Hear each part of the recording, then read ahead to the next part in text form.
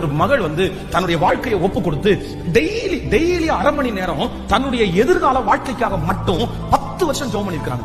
இந்த 10 வருஷத்துல ஒரு நாள் கூட ஜெபம் பண்ணாம இருந்தது.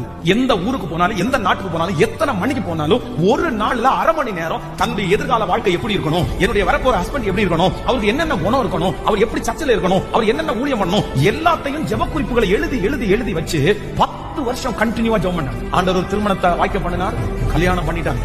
கல்யாணம் பண்ணின 3வது நாள் இவங்க என்னென்ன கற்பனை பண்ணாங்களோ, இவங்க என்னென்ன ஜெபம் பண்ணாங்களோ, இவங்க என்னென்ன ஆசைப்பட்டாங்களோ அப்படியே அந்த கணவனார் தலையில இருந்தது. ஆப்போசிட் அப்படியே உடைஞ்சிட்டாங்களாம். 10 years 10 வருஷம் ஜெபம் பண்ணி ஆசைப்பட்டு விருப்பப்பட்டு இப்படி எல்லாம் நான் ஒப்பு கொடுத்து இவ்வளவு ஜெபம் பண்ணி எந்த ஒரு ஜெபத்தை கூட நீங்க கேட்கலையா? ஒரு ஜெபத்தை கூட கேட்கலையா? பிரச்சனை.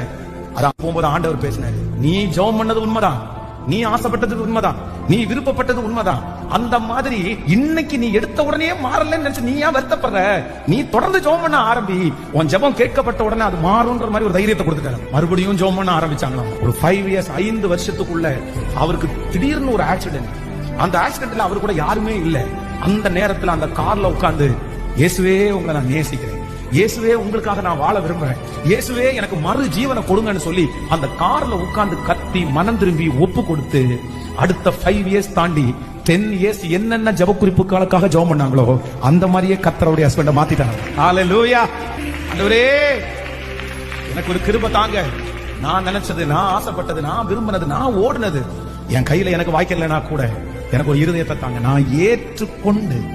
நான் ஏற்றுக்கொண்டு இதுலயும் சாட்சியா நிக்க